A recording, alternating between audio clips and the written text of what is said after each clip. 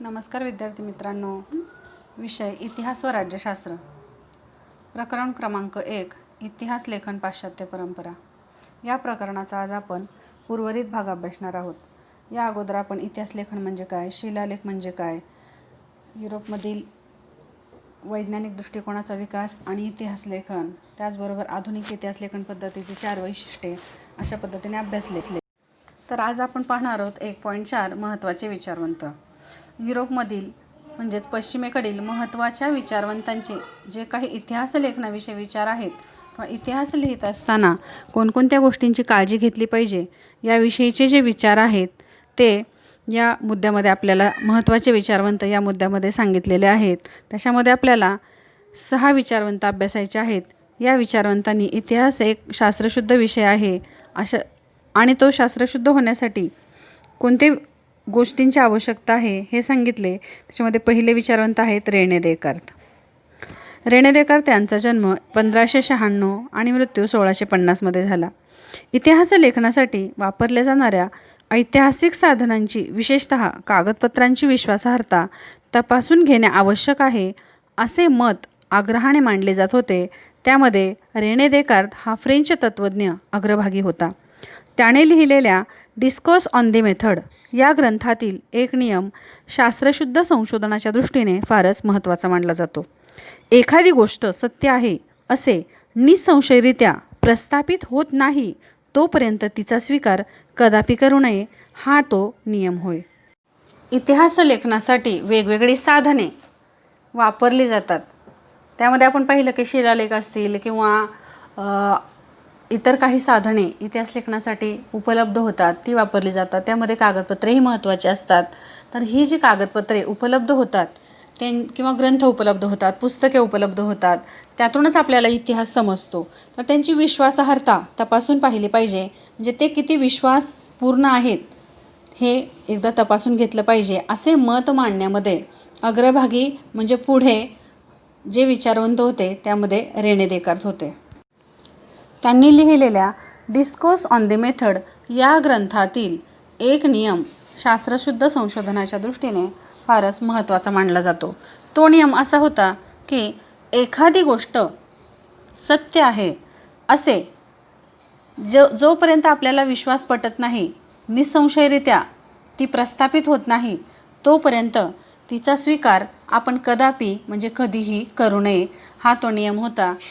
Renee Descartes यांच्यावर आपल्याला स्वाध्यायामध्ये प्रश्न आहे. 25 ते 30 शब्दात उत्तरे लिहायसाठी पहा. रेने देकार्त यांनी इतिहास लेखनात कोणत्या मताचा आग्रह धरला? तर त्याचं उत्तर हेच आहे की कागदपत्रांची विश्वासार्हता तपासून पाहिली पाहिजे. त्यांनी लिहिलेल्या ग्रंथाचं नाव त्याच्यामध्ये येईल. ते एक फ्रेंच तत्त्वज्ञ होते ते, आणि त्यांनी सांगितलेला नियम. अशा पद्धतीने हे झाले पहिले विचारवंत. यानंतर आपण पाहणार आहोत दुसरे विचारवंत व्हॉल्टेअर. व्हॉल्टेअर यांचा जन्म 1694, मृत्यू 1778. व्हॉल्टेअरचे मूळ नाव फ्रान्सवा मरी अरुये असे होते.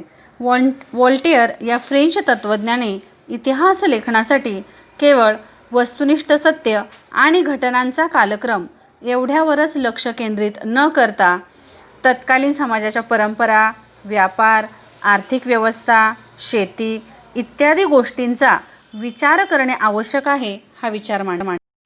त्यामुळे इतिहासाची मांडणी करताना मानवी जीवनाचा सर्वांगीण विचार व्हायला हवा हा विचार पुढे आला. त्या दृष्टीने व्हॉल्टेअर आधुनिक इतिहास लेखनाचा जनक होता असे म्हणता येईल. आपल्याला यावर स्वाध्यायामध्ये सुद्धा प्रश्न आहे की व्हॉल्टेअर यांना आधुनिक इतिहास लेखनाचे जनक असे का म्हणतात? तर त्याचं उत्तर आपल्याला इथे दिलेलं आहे पहा. पहिलं म्हणजे व्हॉल्टेअर हे एक फ्रेंच तज्ज्ञ होता. त्यानंतर वस्तुनिष्ठ म्हणजे जे काही खरे आहे ते पाहणे म्हणजेच इतिहास लेखन नव्हे, किंवा केवळ घटना, एका घटनेनंतर दुसरी घटना हेच केवळ महत्त्वाचे नसून त्यावेळचा समाज कसा होता, समाजाच्या परंपरा कशा होत्या, व्यापार कशा पद्धतीने चालत होता, आर्थिक व्यवस्था कशी होती, शेती कशा पद्धतीने केली जात होती इत्यादी गोष्टींचा विचारसुद्धा इतिहास लिहिताना व्हायला हवा हा विचार सर्वप्रथम व्हॉल्टेअर यांनी मांडला. म्हणजेच मानवी जीवनाचा सर्वांगीण विचार व्हायला हवा हा विचार व्हॉल्टेअर यांनी सगळ्यात प्रथम मांडला, म्हणून व्हॉल्टेयर यांना आधुनिक इतिहास लेखनाचे जनक असे म्हणतात. यानंतर आपण पाश्चात्य विचारवंतांपैकी तिसरे विचारवंत पाहणार आहोत, जॉर्ज विल्यम फ्रेडरिक हेगेल. जन्म 1770, मृत्यू 1831.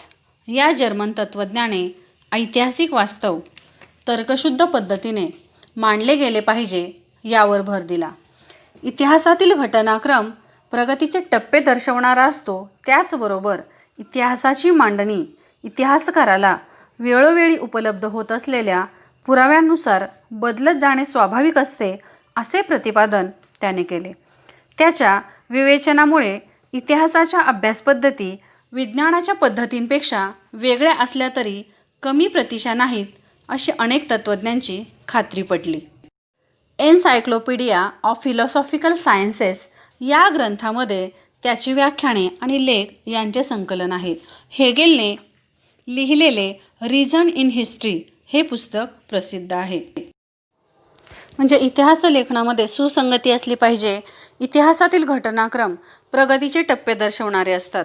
म्हणजेच कोणत्या काळामध्ये कोणती प्रगती झाली हे आपल्याला इतिहास लेखनामधून समजते. त्याचबरोबर जे काही पुरावे उपलब्ध होतात, इतिहासकाराला वेळोवेळी जे वेगवेगळे पुरावे उपलब्ध होतात त्यानुसार इतिहास लेखन बदलत जाते. म्हणजे काही पुरावे अगोदर मिळतात, काही पुराव्यांचा नंतर शोध लागतो. अशा पद्धतीने इतिहास लेखन बदलत जाते असे प्रतिपादन किंवा असे मत हेगेल यांनी मांडले. त्यामुळे अनेक तत्त्वज्ञांची अशी खात्री पटली की विज्ञानाच्या पद्धतीपेक्षा जरी इतिहासाच्या अभ्यास पद्धती वेगळ्या असल्या तरी त्या कमी प्रतीच्या नक्कीच नाहीत. हेगेल यांनी लिहिलेले रिझन इन हिस्ट्री हे पुस्तक प्रसिद्ध आहे. यानंतर आपण हेगेल यांनी सांगितलेला द्वंद्ववाद अभ्यासणार आहोत. संकल्पना स्पष्ट करा यासाठी आपल्याला हा प्रश्न विचारलेला आहे. हेगेलच्या मते कोणत्याही घटनेचा अर्थ लावण्यासाठीची तिची वर्गवारी दोन विरोधी प्रकारात करावी लागते. त्याशिवाय मानवी मनाला त्या घटनेचे आकलन होत नाही. उदाहरणार्थ खरे खोटे, चांगले वाईट या पद्धतीला द्वंद्ववाद म्हणजेच डायलेक्टिक्स असे म्हटले जाते. या पद्धतीत प्रथम एक सिद्धांत मांडला जातो, त्यानंतर त्या सिद्धांताला छेद देणारा प्रतिसिद्धांत मांडला जातो. त्या दोन्ही सिद्धांताच्या तर्काधिष्ठित उहापोहानंतर त्या दोहोंचे सार ज्यात सामावले आहे अशा सिद्धांताची समन्वयात्मक मांडणी केली जाते. हेगेल यांच्या मते कोणत्याही घटनेचा किंवा कोणत्याही गोष्टीचा अर्थ लावण्यासाठी तिची वर्गवारी दोन विरोधी प्रकारात करावी लागते. म्हणजे दोन विरोधी गट पाडावे लागतात आणि मग त्याशिवाय मानवी मनाला त्या घटनेचं आकलन होत नाही. म्हणजे त्या दोन गोष्टींमध्ये तुलना केल्याशिवाय माणसाला कोणतीही गोष्ट पटकन लक्षात येत नाही. उदाहरणार्थ खरे खोटे किंवा चांगले वाईट, ही गोष्ट खरी आहे, ही गोष्ट अशा पद्धतीने तुलना केल्यानंतर ते पटकन लक्षात येते. या पद्धतीत प्रथम एक सिद्धांत मांडला जातो आणि त्या सिद्धांताला छेद देणारा म्हणजे विरोध करणारा प्रतिसिद्धांत मांडला जातो. या दोन्ही सिद्धांताच्या तर्काधिष्ठित उहापोहानंतर म्हणजे तर्काधिष्ठित चर्चेनंतर त्या दोघांचे सार ज्यामध्ये सामावले आहे अशा एका समन्वयात्मक सिद्धांताची मांडणी केली जाते. यालाच हेगेल यांचा द्वंद्ववाद असे म्हणतात. यानंतर चौथे विचारवंत आहेत लिओपोल्ड वॉन रांके. जन्म 1795, मृत्यू 1886. लिओपोल्ड वॉन रांके 19व्या शतकातील इतिहास लेखनाच्या पद्धतीवर प्रामुख्याने बर्लिन विद्यापीठातील लिओपोल्ड वॉन रांके यांच्या विचारांचा प्रभाव होता. त्याने इतिहासातील संशोधनाची चिकित्सक पद्धती कशी असावी ते सांगितले. मूळ दस्तऐवजांच्या आधारे प्राप्त झालेली माहिती ही सर्वाधिक महत्त्वाची आहे यावर त्याने भर दिला. तसेच ऐतिहासिक घटनांशी संबंधित असलेल्या सर्व प्रकारची कागदपत्रे आणि दस्तऐवज यांचा कसून शोध घेणे अत्यंत महत्त्वाचे असल्याचे त्याने सांगितले. अशा पद्धतीने ऐतिहासिक सत्यापर्यंत पोहोचता येणे शक्य आहे असा विश्वास त्याने व्यक्त केला. इतिहास लेखनातील काल्पनिकतेवर त्याने टीका केली. त्याने जागतिक इतिहासाच्या मांडणीवर भर दिला. The theory and practice of history आणि the secret of world history या ग्रंथांमध्ये त्याच्या विविध लेखांचे संकलन आहे. इतिहासाची संशोधन पद्धती चिकित्सक कशी असावी, डोळस कशी असावी यावर रांके यांनी मत मांडले. त्यांचे असे मत होते की मूळ दस्तऐवजांच्या आधारे प्राप्त झालेली माहिती ही सर्वाधिक महत्त्वाची आहे. त्यावरच भर दिला जावा. म्हणजे ओरिजिनल डॉक्युमेंट्स मिळाले तर त्यावरच भर दिला जावा. तसेच ऐतिहासिक घटनांशी संबंधित असलेली सर्व कागदपत्रे आणि दस्तऐवज यांचा कसून शोध घेतला गेला पाहिजे.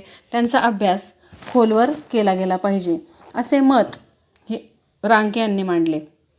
त्याचबरोबर त्यांनी काल्पनिकतेवर टीका केली की कोणतीही कल्पना करून इतिहास लिहिला जाऊ नये अशा पद्धतीचे मत लिओपोल्ड वन रांके यांनी मांडले. त्यांचे the theory and practice of history आणि the secret of world history या ग्रंथांमध्ये त्यांच्या लेखांचं संकलन केलेलं आहे.